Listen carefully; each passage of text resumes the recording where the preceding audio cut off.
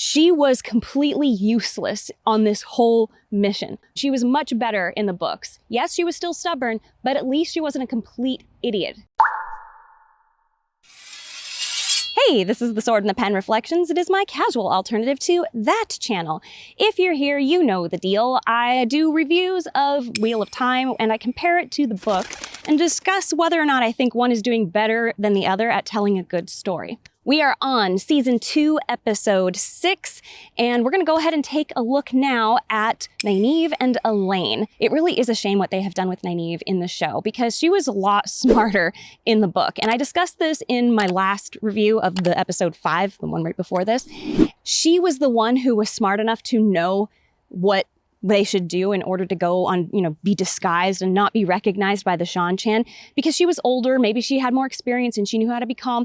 Now I can buy that Elayne, being somebody who has been trained to, think defensively and protect herself as royalty would, maybe it makes sense that she's the one who comes up with these ideas.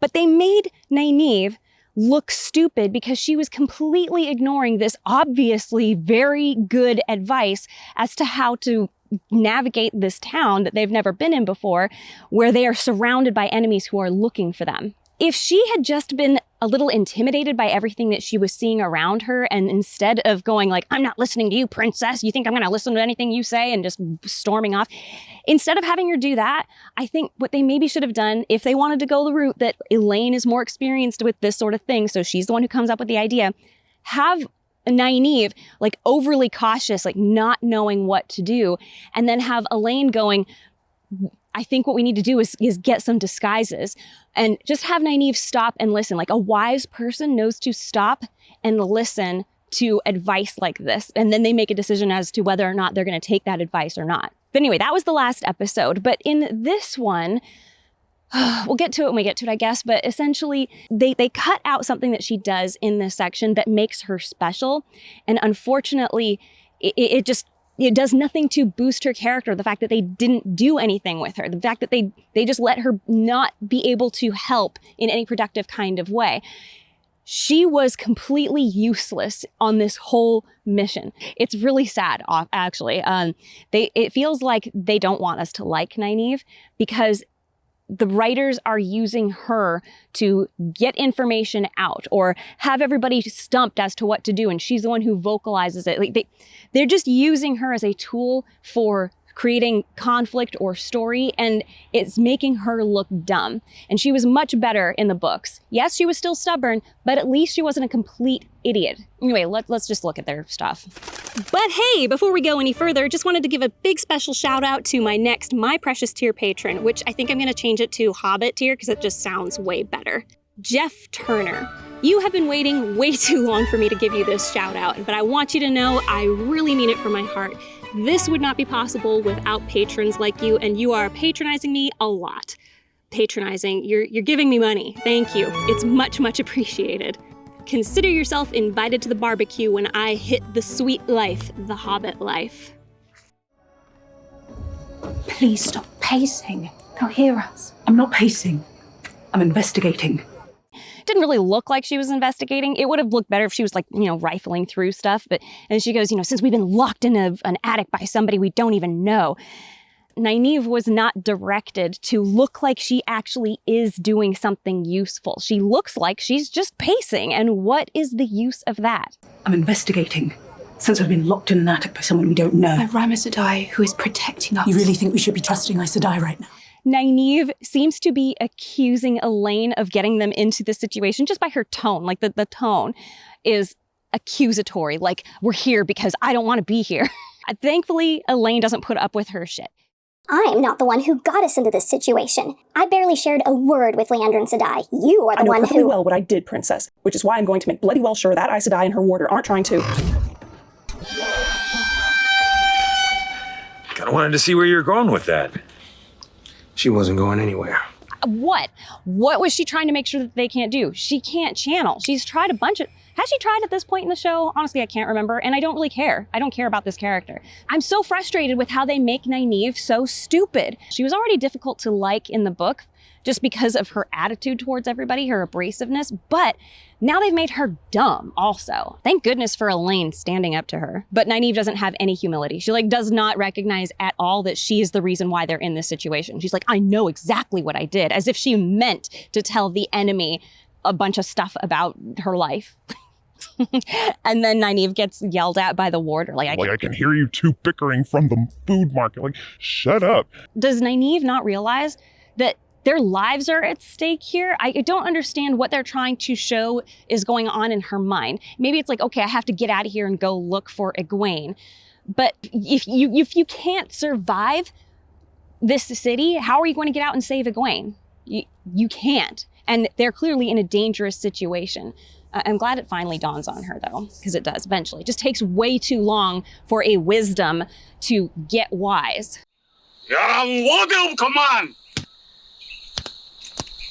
So this yellow Aes Sedai comes in and has some tea, and she settles down her warder, saying it's okay, everything's all right, and she brings in this tea, and I see they're trying to make Nynaeve look wise. They're having her say oh, I recognize what this tea is, and the yellow Aja gal is like, yeah, this was a favorite of mine as a kid, and then she recognized, you must be a wisdom. No, she ain't. There was something like this that happened in the book where Nynaeve found another wisdom, and the two of them were having this they were testing each other, to see if the other one really was a wisdom. But you could see it going both ways. So Nynaeve was testing this other gal, and this other gal was testing her. And that was fun to read. I enjoyed that. I could finally see Nynaeve's experience as a healer coming into play, and it made sense. And I was like, all right, yeah, I see exactly what she's doing, and it is a smart thing to do. Because if this woman is not a wisdom, she probably wouldn't have this extensive knowledge of these healing arts that are passed down from wisdom to wisdom to wisdom. So the drink is a calming one. I'm hoping we can have a reasonable conversation, Wisdom. I'm sorry, lady, but you are never going to have a reasonable conversation with Nynaeve. The lady doesn't have any reason. Why did they make her so dumb? So I like that this yellow Aja starts kind of prodding them for information, but she's doing it in a gentle way. You can trust me. I just want to know why you two have left the White Tower. You're not allowed to do this. So why would you have left the White Tower? But Nynaeve, who had just expressed that you can't trust anybody, especially Aes Sedai, just gives away some information right here. What if this woman is a Black Aja? You can trust me. Tell that to Liandrin. Liandrin Sedai? She's a dark friend. They're not even being consistent with how, what it is in her mind. This is why she looks dumb. Don't do this because it makes your characters look dumb. If this woman is a Black Aja, you're screwed because you just tipped her off that you know who another Black Aja is. Okay, no, wait, she doesn't say Black Aja, she says she's a dark friend. Well, you didn't know that this lady was a dark friend. And this lady here asks, so she broke the 3 O's, and Elayne's like, yeah, every single one of them. And then the lady goes, the Black Aja, oh my gosh. And this is where we get the revelation or the reveal in the show what the Black Aja are. I mean, you really don't need an explanation. It's kind of obvious just from the name Black Aja. They've not been around, so they're a secret group of bad Aes Sedai. And since Elayne just said that she broke all the three oaths, and that was the indicator to this yellow Aja that, oh, that means she's a Black Aja. Then we also know that they are Aja, or they are Aes Sedai, who don't have to follow the 3 oaths. I still want to know how that happens. I thought that they're all magically bound to this rule. So somehow the Dark One breaks that, I guess. In the next scene, obviously some time has passed. We see that there are some Damane and Suldam who are looking for Nynaeve and Egwene, or they're patrolling the streets, essentially, very near to where they are. I've just spoken to a ship's captain here I trust. He will take you to the tower. News like this cannot be trusted to a letter. You must go and tell the Amelin seat about Liandrin Sedai. Tell her yourself. You're being so freaking rude. Not leaving without Egwene. Basan and I will stay here and do what we can to rescue your friend. I'm not leaving. Rima Sedai, I apologize, but I think you've underestimated both this situation and the two of us. Neither Nynaeve or I are leaving this city until Egwene is with us. It's a fine moment here where the yellow Aja basically just looks at the 2 girls and figures out, okay, yeah, I don't think I can change their minds. And she says, if you want to stay and help your friend, then we have to figure out how to open this. And she gets from her warder, who was holding onto it, I don't know why he was holding onto it, I guess it doesn't really matter, one of the Adam, one of the collars, and she shows it to them. It's a little weird that they have both Elayne and Nynaeve look at the object and then look at each other fearfully. They've never seen this before, at least I don't think they have, so they don't know what it is. If I was the director, I would have been like, maybe they should look at each other with confusion, not like, oh my gosh, it's one of these things, because that's what their faces said in that moment. But anyway, I'm okay with this. I'm okay with the Yellow Aja lady saying, like, you got to work out how to do this. This is basically kind of what happened in the book. Like, they're actually following, sort of, in like a convoluted sort of way, what happened in the story. They both were confronted with, here's an Adam. We got to figure out how to get it open now. Of course, they don't go where the book went, and that's unfortunate. Before we continue, please like, subscribe, and comment, even if it's just with an emoji. It's a free way for you to support the channel, and for me, it might bring in some money from all the commercials they keep putting on my videos. Or if you're feeling super generous, check out my Patreon or Ko-fi. I've got links in the description. Or you can hit the money heart thanks button down below. Now, let's get back to it. Some of their demonic can sense when a woman is channeling, so we have to be careful and never channel if they are near. Go ahead, but only a trickle. Get a little bit of an info dump here, but it does raise the tension of the moment. This is fine. This is a tense moment. It's unfortunate that I just don't care about these characters. Elayne examines it first and says that there is no latch, there's no seam. I've never seen anything like this before. She says that it's a tarangriel. How could you know that? Just because everything falls in your lap doesn't mean that it falls in everyone else's. I don't recall it being identified as a tarangriel in the book. Maybe it's just escaping me, but I don't care at this point. This is clearly detached from the books, but oddly enough, it's in a moment when they're doing something that seems pretty close to what they were doing in the book. Of course, they don't end it that way, but whatever. You never told us how you got these. Again, Nynaeve being used to produce information by being the dumb one who doesn't know. I mean, this is actually an appropriate place for it to happen, for her to say, like, wait a minute, you didn't tell us how you got these collars. Like, how did you get them? It's odd that you even own one. And this is when the Yellow Aja lady explains that, well, we came here because we heard that there were rumors of, these visitors and these weird creatures and stuff. And the Amarylline Sea sent us here to investigate these rumors. But it was only after we got here that we realized how badly we had underestimated the situation. These people intend to bring the whole world under their Empress's control.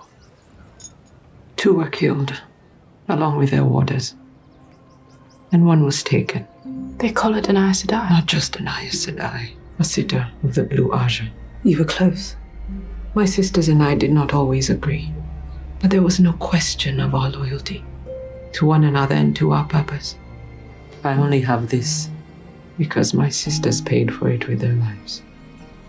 They're attempting to inject emotional context to this situation. It's not just that some of the other Aja that were sent to this place were killed and then one of them captured.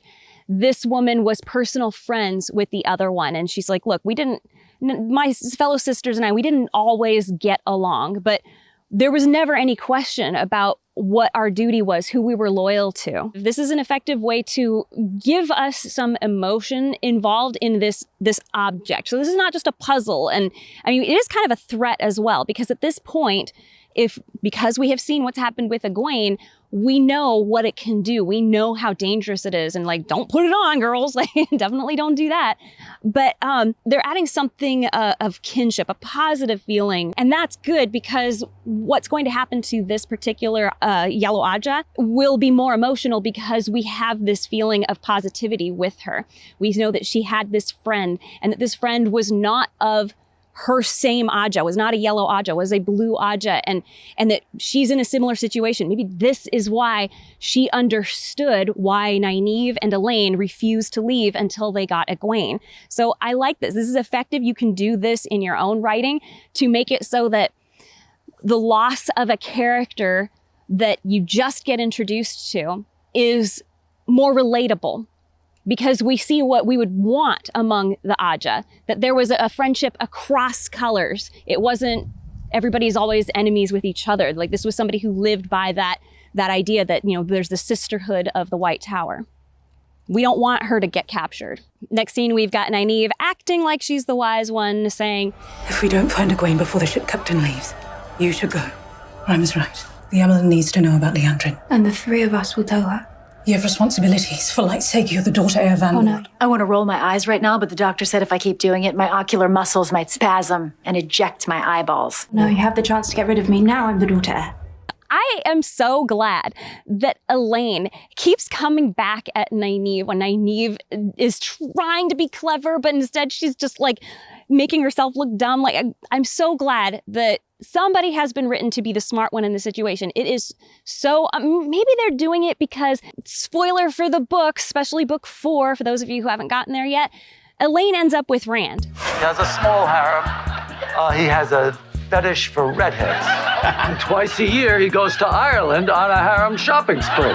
So maybe they're trying to like, okay, we got to make Elayne really look good because she's going to end up with our main protagonist. Except that in the show, he's not really the main protagonist as much. So, who knows what they're doing. Anyway, we actually just had a discussion about this in a recent live stream that I did, where somebody was talking about how they hate when everybody else around the one character is made, is given no agency or is made dumb or whatever, made weak, just to make that lead character seem like the leader or seem like they're the smart one or the strong one or whatever, like dumb everybody down. That doesn't make them look good. That does not make them look strong. That does not make them look smart. It does not make them look like a good leader. It doesn't work. All it does is frustrate us that everybody's so stupid. And finally somebody says the logical thing. And we go, yeah. And that's not a positive thing. I know it seems like, oh, it's supposed to be, that's still a positive feeling. It's not. We're just glad that somebody finally said what everybody else was thinking. If you want to get deeper into that discussion, I am going to do a video about that because I think it's worthy of having a deeper discussion on how to lead your audience into believing something that makes them feel like, yeah, this is what I would do. And then have somebody else come in and be like, I have the smarter solution. There's a way to do that so that it does feel like the smart person is the smarter person. And you don't have to be a genius yourself to write characters this way, to write intelligent, genius-like characters. You just have to be good at manipulating your audience's thoughts into thinking one way. And then when the real solution comes in, they go, oh, why didn't I see that? It was right in front of me. You can't treat them like idiots. Anyway, yeah, back to the main point. Don't make people around your character dumb or incompetent or whatever. Don't make them look bad so that it makes your other character look good, because it has often a negative effect on the reading, on the viewing experience of the audience or the reader. Let's get past this. I could go on about that forever. Why are you risking everything for someone you barely know? She's my friend, and I've never had one of those before. I do kind of like that Elayne says that. She's never had a real friend before, even though she only knew her a little bit. They would explain why she gets so attached to Egwene right away, is that she immediately recognized this is a real friend. It actually makes her loyalty to Egwene more believable. Because yeah, that would be a big question. Like, why is this gal being so loyal to Egwene right away? Well, it's because she's never had a friend before and she immediately felt that kinship with Egwene. And the two of them are quite close in the books. Like, they're special friends. Like, I like that. And it's a good reasoning for why she would get so attached to another character, like that she barely knows. She just barely met this person, but she latched on quickly. Why? Because she's been neglected of friendship in the past, and now this is her first real one. So of course she's going to put herself on the line for this person. It's nice. They did a nice thing.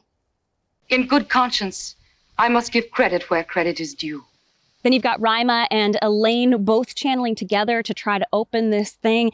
And Rima says, hey, Nynaeve, can you please help us? Like, we need a little bit more power. But if one of us channels a little bit more, we might be detected by the Damane.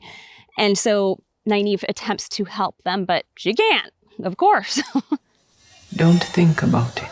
It's the same as when a patient comes to you. You don't have to decide to help, you just help them. There is something about Nynaeve's ability to channel, and it has finally been said aloud in the book at the point where I'm at, which is towards the end of book 4, that she cannot channel unless she is angry. Something has happened to Nynaeve. She has a block where she literally cannot channel unless she's angry. Like, genuinely angry. And so she'll sometimes try to hype herself up and make herself angry. As a matter of fact, that's what happens in the book at one of these points where she's like trying to rev herself up so that she can channel. It's like during one of these kinds of scenes in the book. But I like that Rima gives this advice that like that's exactly the kind of advice you would give to a fellow wisdom or somebody who has the healing arts like this yellow Aja does. You don't just, it's just like when you go to help a patient or when a patient comes to you for help, you don't have to think about it. You just do it. It just happens. Like you just automatically know what to do.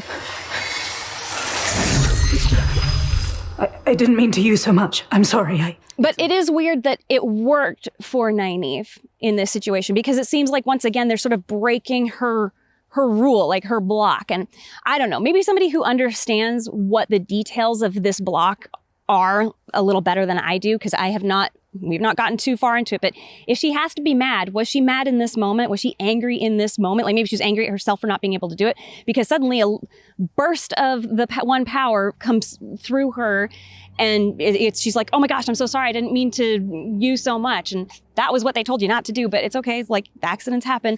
It needs to be healed. The only way it can be healed is to be put on a woman. It's the only way it'll be complete. It can't be broken. I don't recall this in the book.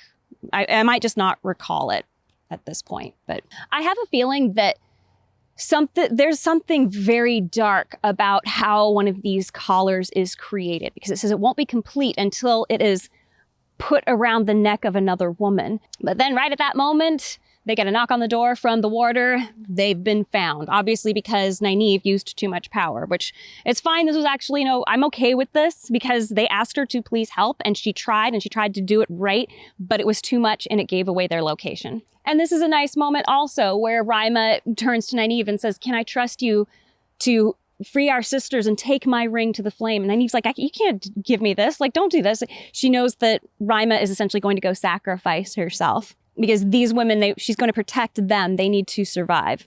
I don't know if she's aware at this point that Elayne and Nynaeve have the reputation of being like the most powerful channelers ever. That maybe they're not as skilled as everybody else, but they have that power. The ability is there, and everybody recognized that basically right away about them. I wouldn't trust Nynaeve, but that's just me. I know her a little better than Rima, apparently. This final scene with Rima and her warder is quite nice. I actually do like it.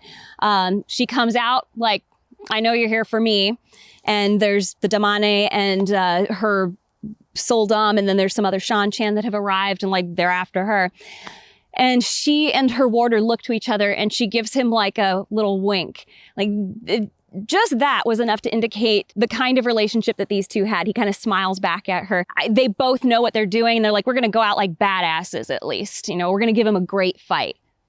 I like that. She starts channeling and her warder draws his sword and starts going after the Shan-Chan soldiers who attack. And all of this is being intercut with that scene of Egwene finally breaking down after she's essentially strangled by Rima, and being able to pour the water, like realizing, I actually believe I'm stuck here forever. Like, this is what I believe. Like, she's been fully broken at that point. So it's a good intercut. Like, thematically it works because I like that these two are being badasses, and spoiler, they die.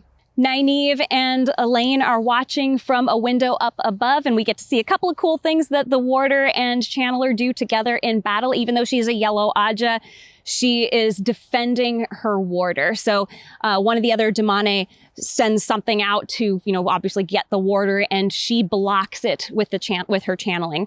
And she and the warder have a moment where they lock eyes, like we are really in sync with each other. I like this. I'm a sucker for this sort of thing being done. It's a visual representation of what they experience in battle because they are connected emotionally. They can feel the impulses of, like reaction, like there's a vulnerability over here. The warder would know it because she saw it. So I like this, and I like she defended him. Like they're working together to help each other, but also to take out these Shan-Chan and Damane. I'm good with this. Then before one of the Soldam is able to command her Damane to do something, she burns, I think, her face, or she suffocates her and then burns her face and then her hands. Like, I like it. And then you can see the pain or the recognition of pain on the face of the Damane. And remember, whatever the Soldam feels, the Damane would feel twice over, even to death. Even to death. Even to death. And I feel like this scene is supposed to hammer that idea home. It's unfortunate that they don't follow this rule in later episodes. Then Rima gets shot with an arrow from an archer who's up on a rooftop on the other side of the intersection or wherever it is that they are. And the moment that she does, her warder turns to look at her, and that's when he gets sliced across the back. And this to me is an acceptable way for them to go out. Like, it was an enemy that was farther away than either of them could detect and up above, so not where they were looking. They probably didn't even know that there were archers among the Shan-Chan that came to them there. So she gets hit first, and the warder, whose number one concern in life, above even concern for himself, is his Aes Sedai, turns to her. Like, that's the distraction. Like, she's hurt. And that being distracted is what took him out. This is nice. I like this. This is good. This is a good scene. We have to help her.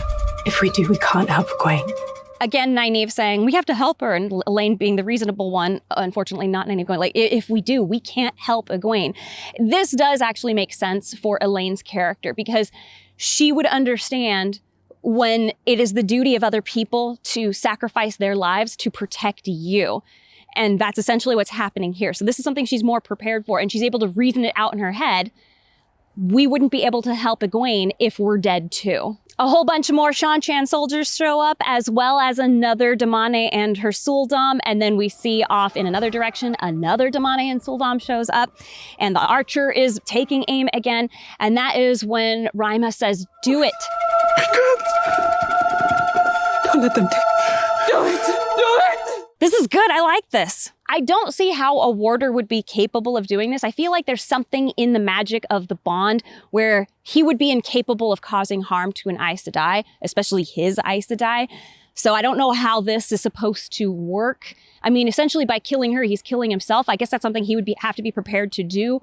But because he would value her more than himself, I feel like that's an impossibility. So I don't know if this works with the magic system. People who are more aware of what the magic is supposed to do in the books, like how it works, can define whether or not this is how it works. Like, it's okay to do this. But if it's not, if this breaks that magic, this is, again, one of those situations where, like, if I was adapting these books and I didn't know what was happening, I'd ask experts, because I'd be like, are there consequences later on? Like, if I do this here, are people going to see a situation later on in the story where they're going, actually, he should have just killed his Aes Sedai, and that would have, like, solved something? Like, you have to look at what the consequences might be later on if you change the rules here. Do a little change early in the story, and it can have huge consequences later on. But yeah, if it's okay, then fine.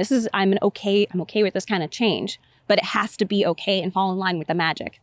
I just don't trust these writers. I don't trust them to do it without thinking about how it could affect the future. And so that means that they did this without thinking about that. And there probably is some sort of rule that they're breaking that's going to have major consequences to the story later on, or at least to the believability of the story. But as he raises his blade to kill her, he is struck with some sort of a killing channeling and is unable to do the job. I like Rima's reaction here. So remember, she is a yellow Aja, so her specialty is healing the body. So the way she takes her revenge in this moment is great. I don't know what she's doing exactly, but she's, like, obviously breaking the bones in a not instantly fatal way of the Sul'dam who commanded that Damane to kill her warder, Basan. Now I remember his name after he's dead. Ugh, I'm bad with names. What I don't like about this scene, I just would have directed it different. If they want us to be watching the Sul'dam contorting, I don't know if they actually got a contortionist to do this or if this is effects in some way. The Damane is standing there just going like, I have a stomach ache, ouch. She should be doing the same things, essentially, or feeling that same pain as the Sul'dam who is crumpled up on the floor. But she should be feeling it twice as bad. So the Damane should have been on the floor already as well. If they didn't want to draw attention to her, have her fallen off screen, like when we're looking at Rima. You know, when the camera has cut to Rima, that's maybe when she fell. And then so when we cut back to the Sul'dam who's contorting, we're not looking at her. She's down on the floor already dying, like not able to breathe or something. I'm not exactly sure why the other Damane and Sul'dam didn't intervene to save the fellow Sul'dam and Damane, but whatever. I guess they don't care about their fellows as much. And as Rima is leaning over the body of Basan, crying, horrified over his death. She is collared by the other Sul'dam. So I guess that's what the other Sul'dam was focused on. We better collar this lady because she's more valuable than my fellow Sul'dam. Okay. Maybe she is. I don't know. But then you've got Nynaeve and Egwene looking on with horror and sorrow at what has just happened, and they take hands. I actually really like that shot of the two of them holding hands. Like, they're both scared, they're both traumatized by what has happened, and this is like the small comfort of knowing I'm not experiencing this moment alone. I feel bad for Elayne having to experience it with Nynaeve, but at least it's somebody. But that is it for Nynaeve and Elayne in this episode. Again, what happened in the book is essentially Nynaeve figures out how to open that collar. And it's part of her being so powerful. Like, there's something special about her. She's not just a very powerful Aes Sedai. She's able to break some of these rules.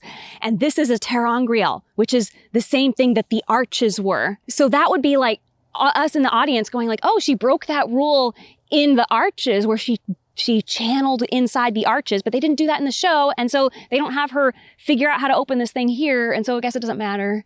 But I feel like it's important to the revelation of the importance of her character. There's something special about her.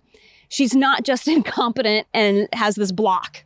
Yeah, she's super powerful, but all we've seen her do is that big giant bubble thing, which she did in the Ways. And then she healed everybody after they were stabbed almost dead. But that's it, right? That's all we've seen, pretty sure. I just don't feel like that's quite enough. It doesn't show that she can break the rules. I guess the one of her channeling, no, that doesn't. You can channel in the Ways. It was supposedly going to draw Machin Shin, which was not the rule, but whatever. Don't care. Don't think about it. Just shut up and enjoy the show, right? This is the Sword and the Pen Reflections coming to you from Tern Lake, just outside of Cooper Landing in Alaska. I'm getting eaten like crazy, though. It's time for me to pack it up and go.